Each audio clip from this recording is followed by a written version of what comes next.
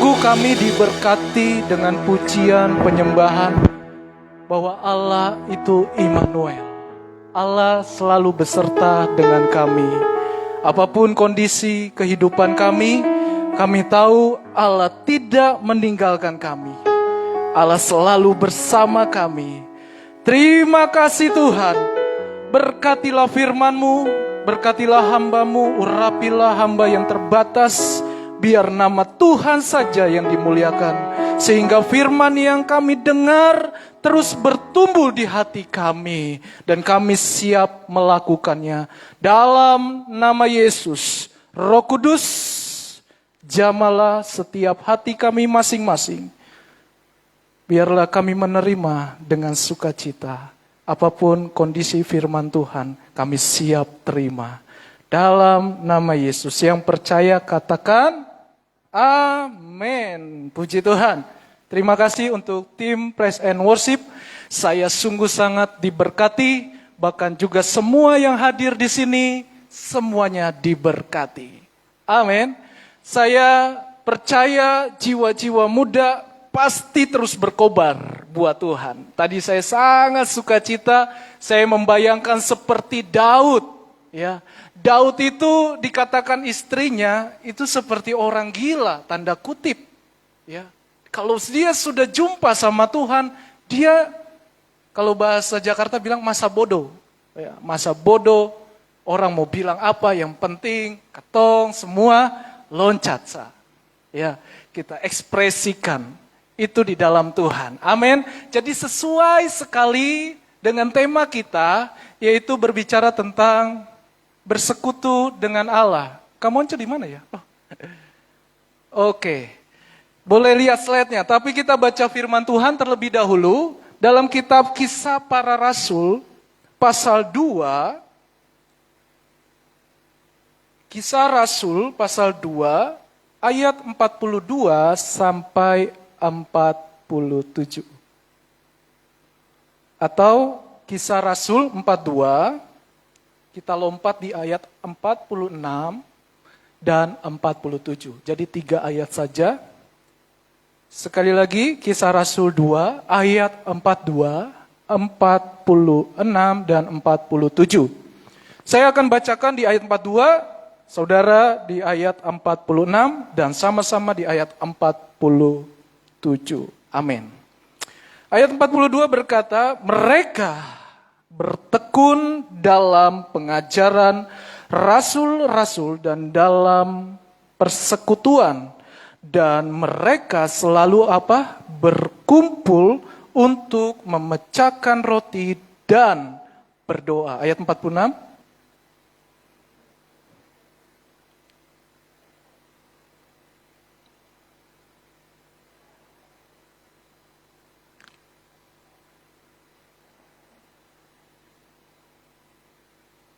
Sama-sama, 1, 2, 3. Sambil memuji Allah dan mereka disukai semua orang.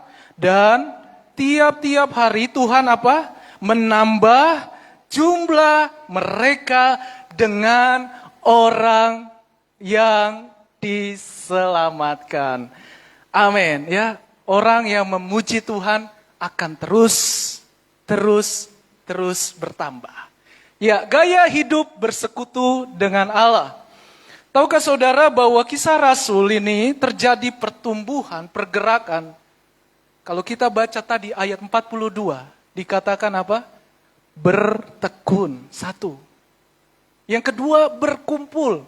Di sini kumpul bukan hanya sekedar gosip, ya, omongin orang, jelekin orang, nggak naik nih pujiannya, katanya. Nggak naik nih hadiratnya, bukan. Tapi berkumpul di sini mereka tentu mengalami kebangunan. Mereka terima firman. Itu gaya hidup kita, bersekutu dengan Allah, lifestyle. Ya. Lalu dikatakan berdoa, tidak lepas dengan doa. Yang selanjutnya dikatakan memecahkan roti. Firman Tuhan digambarkan dengan roti hidup atau mana. Ya, orang Israel dulu dikasih Tuhan mana, roti dari sorga langsung. Kita terima roti seperti apa? Firman. Ini dia. Roti hidup. Lalu hatinya sukacita. Ya. Bukan berarti orang yang mengikuti Yesus tidak bersukacita atau banyak pergumulan sulit sukacita. Tetapi intinya kamu sukacita. Dirimu bersukacita. Amin. Ya, hatimu tetap bersukacita. Itu yang mereka alami di Kisah Rasul. Diawali dengan mereka 120 orang dipenuhi dengan api. Api Roh Kudus, suara mereka menyembah, berbahasa lidah. Sehingga orang-orang yang di sekitar itu mereka mabuk kah? Tapi kalau udah Roh Kudus, bahasa Spanyol, bahasa Inggris. Padahal orang asli, orang situ. Roh Kudus luar biasa. Sehingga apa dampaknya tadi? Yaitu mereka mulai terjadi kebangunan rohani. Inti dari persekutuan adalah intimacy with God. Hubungan dengan Allah. Ini harus disengaja. Nggak bisa di gereja doang, enggak. Nggak bisa kita pelayanan doang, enggak. Tapi ini harus disengaja. Intimacy with God. Ada hubungan yang melekat. Ya, saudara yang punya pasangan kan nggak mungkin mau terpisah. Kayak Ibu Heni.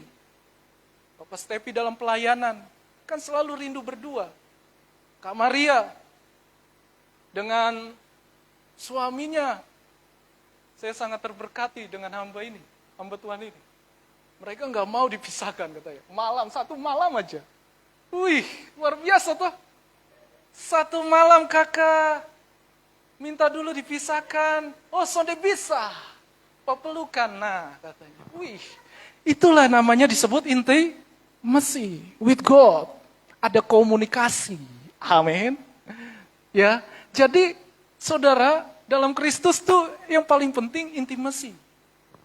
Salah satunya adalah intimacy with God. Apa hasilnya? Persekutuan mereka bertambah kan? Yang terjadi adalah pertumbuhan iman, suka berbagi. Ya. Selalu orang yang di dalam Kristus suka berbagi. Seperti tadi Maria selesai ibadah dibilang, besok Kak Henry mau diajak itu tuh, sama-sama yuk katanya. Wes, enak tuh. Iya kan? Diajak, ya kumpul makan-makan. Wih, itu yang paling utama, saya siap segera langsung. Pergi langsung dengan tepat waktu, tidak mau terlambat. Iya, sama kakak yang ini. Yo. Nah saudara, itu dia. Ada hasil.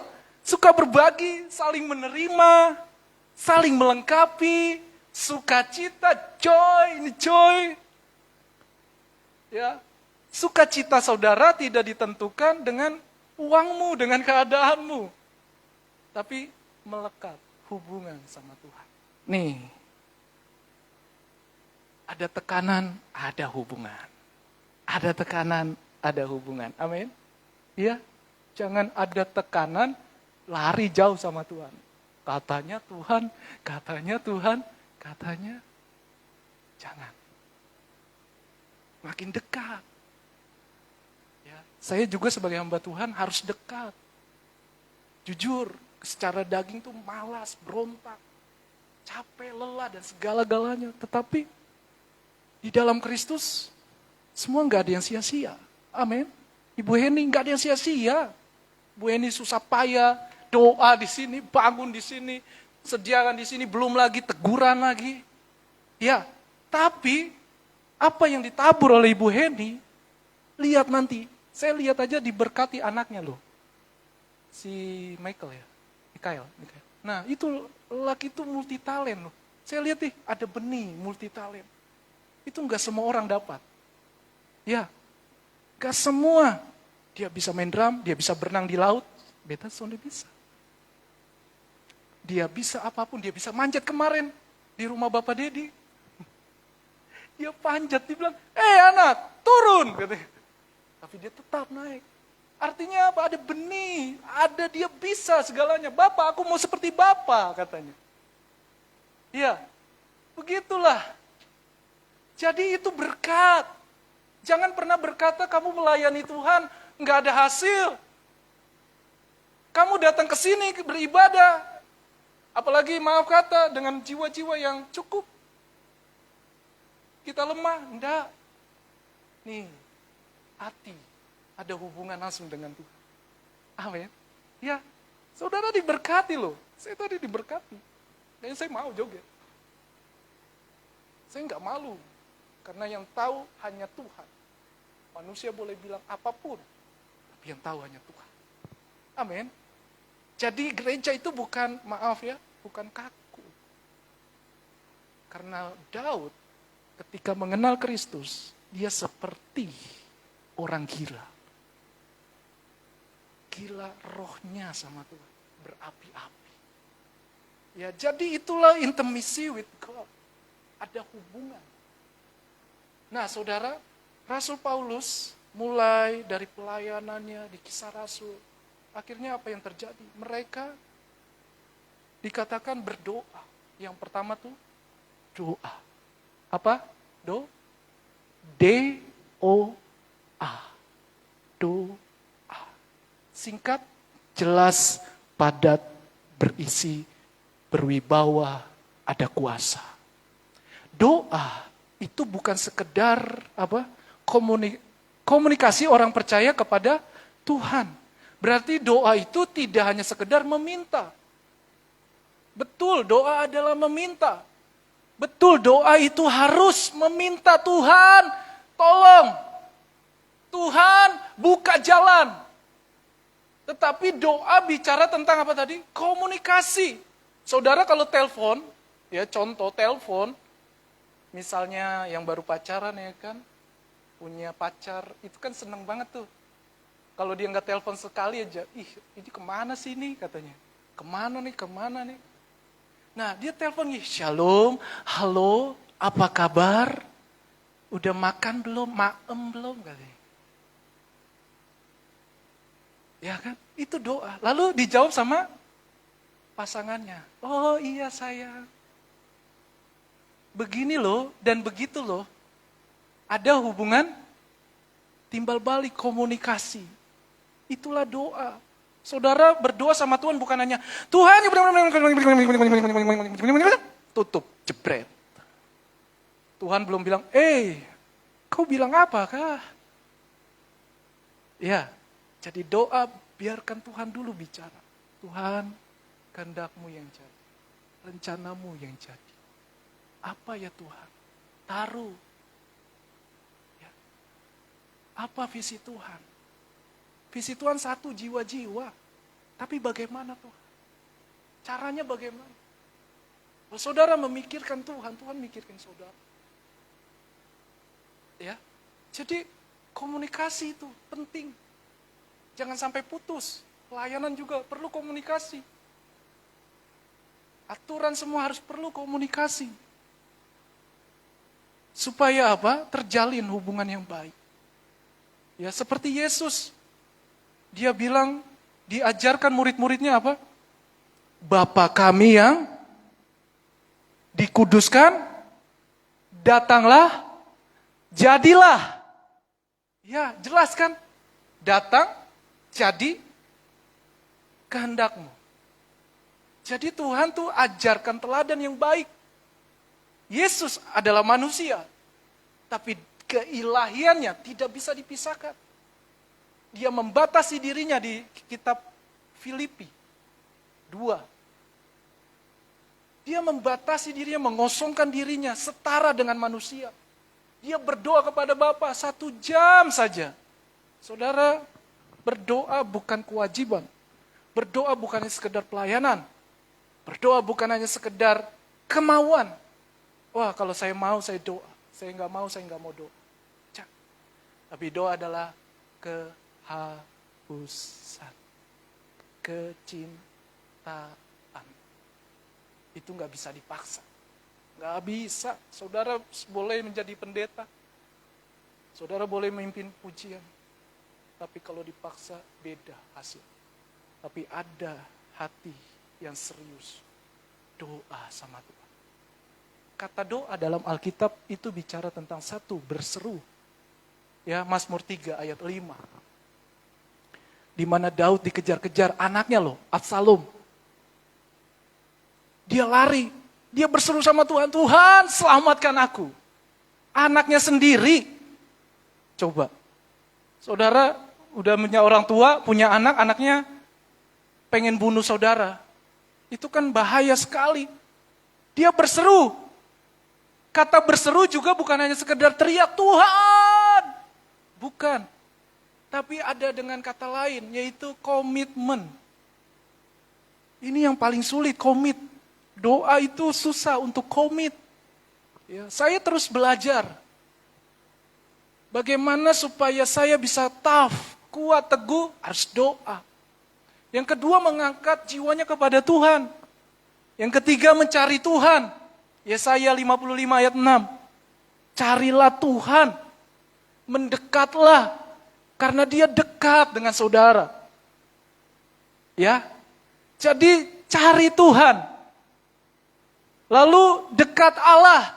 Hatinya tuh dibersihkan. Ibrani pasal 10 ayat 22. Marilah kita datang dengan hati yang bersih. Karena Tuhan Yesus sendiri sudah bersihkan. Hati yang tulus, hati yang murni. Itu doa.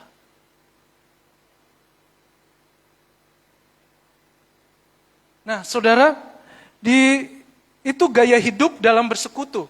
Lalu, yang kedua, yaitu merenungkan atau melakukan firman. Nah, firman Allah dalam perjanjian lama dan perjanjian baru, itu seluruhnya diilhamkan. Ilham itu artinya pewahyuan, pikiran, hikmat Allah. Makanya,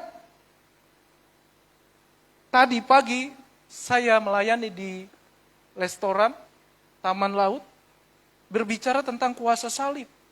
Hikmat Allah dan hikmat manusia. Hikmat Allah dikatakan bahwa salib adalah kekuatan Allah. Tapi hikmat manusia dikatakan salib itu adalah kebodohan. Jauh berbeda. Hikmat Allah diilhamkan sehingga apa? Para nabi, rasul, murid-murid, sejarah, histori, semua itu Allah tetap berperan. Kenapa ada iblis di dalamnya? Karena firman Tuhan itu transparan, terbuka. Tapi iblis tetap kalah. Firman Tuhan berkata, sebab ada tertulis, orang benar hidup oleh iman. Diilhamkan, dalam bahasa Yunani disebut Theopneustos. Theo bicara tentang Allah sendiri, hakikat Allah. Ada dalam diri Yesus. Neustos, itu bicara tentang apa? Nafas. Nafas ilahi. Jadi firman Allah itu adalah firman yang diberikan nafas. Dalam perjanjian lama disebut ruah. Waktu Tuhan menciptakan manusia dengan apa? Nafas. Jadi manusia hidup. Itu disebut dengan apa? Firman. Sehingga firman itu menjadi logos. Merenungkan. Rema. Makanya saudara kalau baca firman, ada rema. Ada itulah yang menjadi berkat buat saudara. Saya dalam minggu ini diingatkan Tuhan. Waktu saya lemah, waktu saya tidak berdaya, dalam minggu ini, Tuhan kasih ayat yang begini. Engkau berharga daripada burung pipit. Saya sempat bertanya sama Tuhan, apa maksudnya Tuhan? Dalam keadaan yang depressed, tekanan. Hamba Tuhan juga alami tekanan loh. Tapi itu firman Tuhan. Engkau berharga daripada burung pipit. Burung pipit kan kerja. Dia kasih makan, kasih anaknya. Nanti kalau ada badai dia lindungin. Kayak elang gitu, dilindungin. Nanti setelah badai hilang, dia pergi lagi, cari makan lagi. Dia nggak pusing dengan hidupnya. Bukankah kita jauh lebih berharga daripada burung pipit? Jadi jangan takut. Kalau kita takut, ingat firman Tuhan, jangan takut. Itu yang disebut dengan rema. Memberi nafas, ada berkat. Merenungkan, melakukan karena perbuatannya. Tuhan Yesus mengajarkan firman. Sehingga apa yang dihasilkan? Jiwa-jiwa mengenal. Bukan sekedar rabi. Petrus berkata apa? Engkau bukan rabi, tapi engkau Mesias. Wih, tingkatannya jauh lebih dari segalanya. Saudara bersyukur. Bapak Ibu, anak muda, bersyukurlah kita punya Tuhan. Iya kan? Kita punya Tuhan. Kalau kita renungkan, kita lakukan, yang berbahagia siapa? Diri saudara, bukan pendeta. Bukan, diri saudara. Baru-baru nih bincang beta sama kakak Adrian. Kak, pengen nih ada karunia berbicara. Saya bilang sama dia, dekati orang-orang, pengkhotbah, hamba Tuhan, pendeta, akan ada kuasa. Bukan orangnya, tapi urapan. Belajar, saya dulu begitu. Doa disuruh, Tuhan Yesus. Susah. Yeremia kan, Tuhan masa saya sih? Saya kan gak bisa apa-apa, saya peta lidah. Saya gagap. Tapi Tuhan bilang, barang siapa yang kuutus, pergi. Modal kita apa? Percaya. Iya, itu percaya. Saya kesini tuh ke Kupang, modalnya apa? Percaya. Percaya. Susah ya percaya, iya. Siapa yang mau dilihat? Siapa yang mau dipegang? Bapak Dedi? Ya bisa. Hanya Yesus, imanku. Dia gerakan orang lain untuk memberkati. Amin. Ya. Jadi saudara, itu merenungkan, rema. Hasilnya apa? Hidupmu berhasil dan beruntung. Yosua 1 ayat 8, janganlah engkau lupa memperkatakan kitab Taurat ini. Supaya engkau bertindak hati-hati. Ada firman. Makanya isi hati dan pikiran. Firman. Saya pernah dengar seorang hamba Tuhan yang dipenuhi dengan baca firman. Usia sudah tua, tiba-tiba sakit panas. Dia ngigo, saudara. Ngigonya apa? Tuhan adalah gembalaku, takkan kekurangan aku. Karena apa isinya? Firman. Ya, firman. Coba kalau saudara nggak ada firman, jangan-jangan ngigo nanti saudara sebut orang lain lagi. Yang sudah menikah nanti sebut selingkuhannya lagi. Iya kan? Jadi firman. Ya kakak Nona, firman. Masukin nih. Di sini tuh, di sini. Di ruang hatimu. Ya, jadi isilah firman.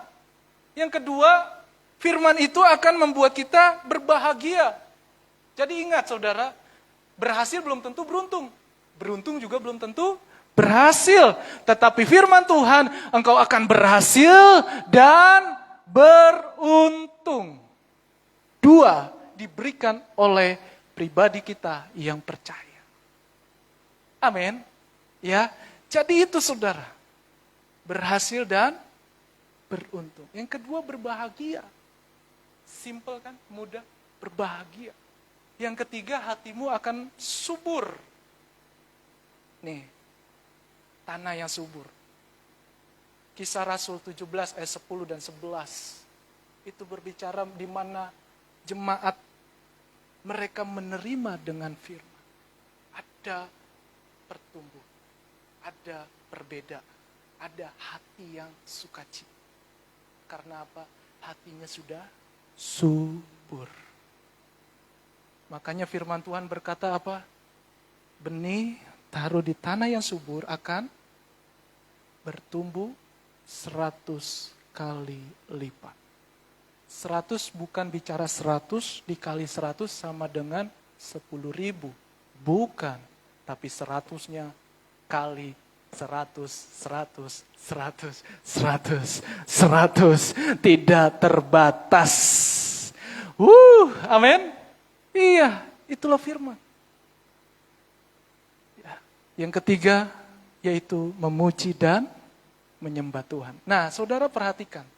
Ada dua hal yang penting ketika kita bersekutu dengan Tuhan, yaitu pujian. Apa yang dimaksud dengan pujian? Pujian adalah tindakan untuk mengagungkan, membesarkan, memuliakan apa? Karya. Karya yang telah diperbuatnya atas kita. Ya. Jadi pujian dan penyembahan itu bukan berbicara tentang lagumu. Lagu praise and worship, bukan. Pujian dan penyembahan bukan bicara lagu cepat atau lagu lambat. Tapi pujian di sini bicara tentang karya yang telah diperbuatnya atas kita yang percaya. Apa itu? Pengorbanan di kayu salib. Itu gak bisa diganti apapun. Sudah harga mati. NKRI, harga mati. Lalu pertolongan, berkat, pengorbanan, penebusan. Jadi pujian menunjukkan tentang apa? Karya. Ya. Tapi kalau penyembahan, itu bicara tentang mengagungkan, memuliakan pribadinya. Yang apa? Kudus. Kedua apa saudara? Mulia. Yang ketiga, agung. Yang keempat, tinggi. Yang kelima, raja kekal. Dan yang keenam, pencipta. Berarti kalau penyembahan bicara tentang hakikat pribadinya. Dia kudus, dia mulia, dia agung, dia pencipta. Saudara, ada ajaran yang berbeda dengan kekristenan. Yaitu apa? Saksi Yehova. Yehova membawa nama Kristen. Saksi Yehova. Yehova kan bahasa Ibrani, Allah. Tetapi kenapa bisa sesat? Karena dia tidak mempercayai Yesus adalah Tuhan. Itu satu. Berat ya, sama-sama hati-hati. Di Jakarta banyak. Beta keluarga banyak yang saksi Yehova. Hati-hati. Sama-sama punya Alkitab. Tapi udah diubah. Ada Alkitab Saksi Yehova, Mormon, ada Alkitab, apalagi LGBT, Pelangi, semua bawa nama Allah.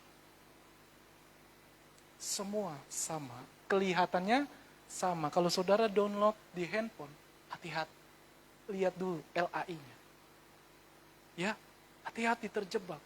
Masuk kamu di perangkap yang namanya Saksi Yehova. Tapi kalau untuk belajar nggak apa-apa. Kalau sekolah teologi itu ada disinggung. Sekolah belajar Saksi Yehova. Supaya apa? Kita punya dasar yang teguh. Yang gak bisa digoncangkan dengan apapun.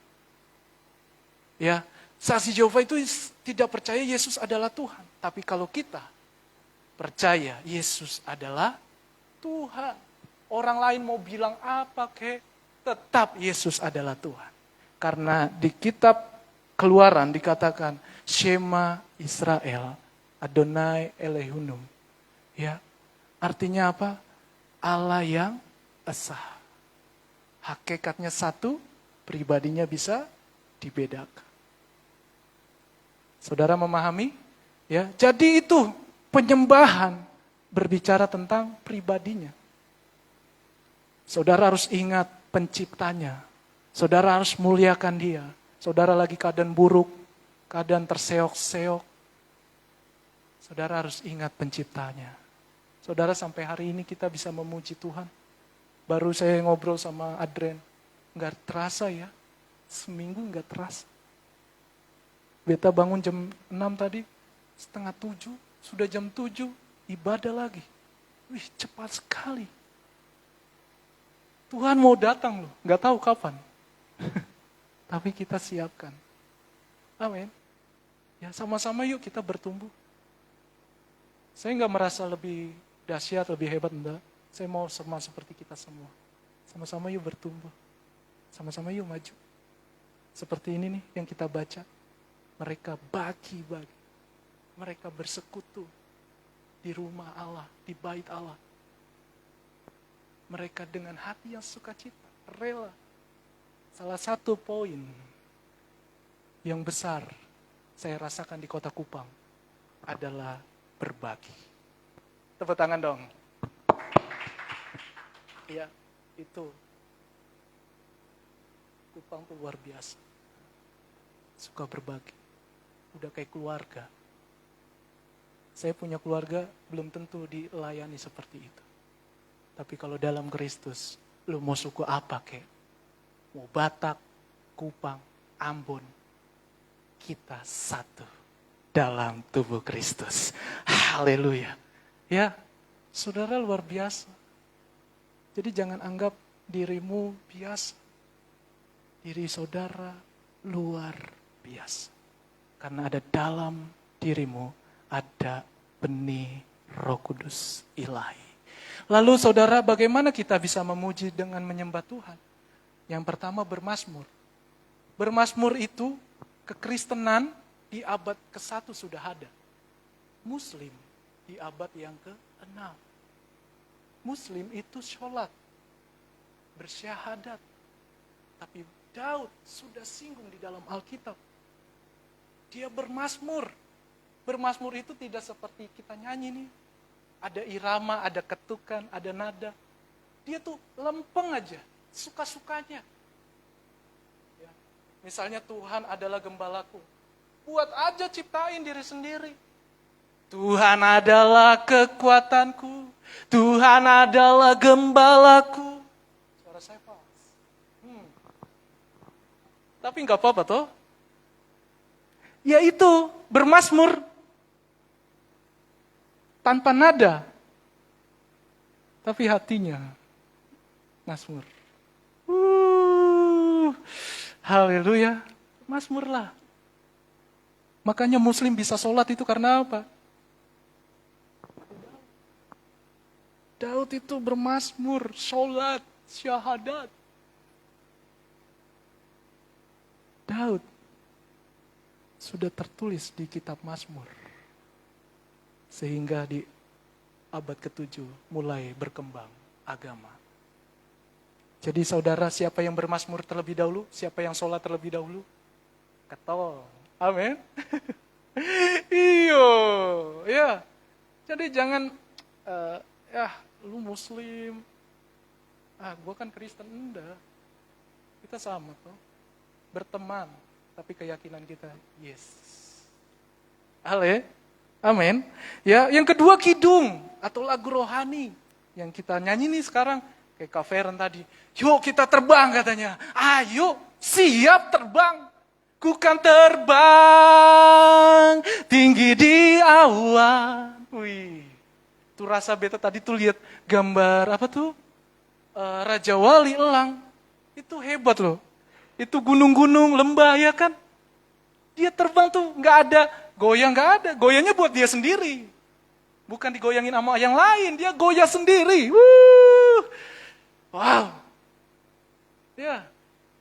Jadi saudara nyanyi begitu. Luapkan hatimu, kidung agung, kidung pujian. Jangan biasa-biasa sah. Kita udah beda, kita sudah ditebus Tuhan. Kita sudah diselamatkan Tuhan. Ayo ketong semua sama-sama, yuk. Sama-sama. Jangan jaga image. Ya jangan lebay lah. Tapi kan Tuhan tahu toh. Ya, misalkan gini kan, kasih reksona sedikit. Biar joget ha. Tapi kalau basah, tolong ditutup. Ya saudara, itu maksud saya adalah kidung pujian. Nyanyikan lagu pujian. Dan bertepuk tangan. Jadi, maaf, ini bukan dogma atau doktrin. Ini kebenaran. Ya, sorry. Maaf. Saudara gereja di mana? Kalau di Jakarta HKBP, di Gemit. Ya. Ada yang alergi dengan itu. Gereja setan. Beta digituin waktu di Jakarta. Ini kebenaran. Kalau kebenaran, nggak ada yang bisa membatalkan. Saudara mau bela kebenaran? Nggak perlu. Kebenaran sendiri yang memunculkan. Jadi saudara kalau bertepuk tangan, tepuk tangan, Daud. Haleluya. Hebatkanlah banjinya. Jangan begini. Oke? Ya, ini lagu. Haleluya. Hebatkanlah. Sampai ini gini-gini. Gitu kan. Tapi nanti kalau keluar, tetap sukacita, sah. Ya. Jangan di sini doang, toh. Di rumah juga. Amin. Siap? Siap. Saudara berjanji bukan sama beta, toh. Tuhan tuh, Tuhan lihat tuh CCTV. Tadi waktu ketong semua nih pada joget, Tuhan bilang gini kan. Malaikat lihat tuh anakku. Segera kirim berkat Tuhan on the way. Tus. Apa berkat Tuhan? Sukacita. Hati yang semangat. Apalagi uang nanti dulu ya. Jangan dulu langsung uang. Iya kan? Betul. Sukacita dulu hatimu. Roh Kudus. Ya kan tambah gini-gini joget. Iya. Oma ya. Oma udah 70 tahun masih setia. Luar biasa. Sampai beta nih mikir, beta nanti 70 tahun kalau dikasih Tuhan umur, bisa gak ya seperti Oma? Dalam posisi seperti ini, seduh-seduh. Salah ya? Sepi ya. Sepi kalau seduh duluan. Sorry. Bahasa Indonesia, kalau seduh di sono sepi. Jadi mohon maklum. Ya, di sini sepi-sepi. Tapi Oma tetap setia toh. 70 tahun loh. Yuk. Kita kasih eksplosif. Ya, 70 tahun. Saudara, pasti Oma sudah makan asam, garam. Asam garam. Garam, manis sedikit, enggak. Manis banyak, ya kan? Udah alami. Dalam keluarga, dalam pelayanan, dalam pekerjaan, dalam usaha, itu sudah alami toh. Asam, garam. Asam manis, manise, nano. Ya, nano. Iya kan? Sudah dirasain sama Oma tuh. Tapi lihat, 70 tahun masih ada di sini. Ya kan? Karena apa? Karena ada hati yang bersekutu sama Tuhan. Bersekutu dengan Tuhan. Itu gak bisa dipaksa, gak bisa dibeli, harus disengaja. Buka hatimu sekarang. Amin. Wow, waktu 30 menit, saya tidak mau ngambil waktu saudara. Ya, cukup 30 menit saja. Besok minggu depan datang lagi, sah. Kita lanjut lagi firman Tuhan. Amin. Tuhan Yesus memberkati kita semua. Mari kita berdoa. Haleluya. Bapa, terima kasih.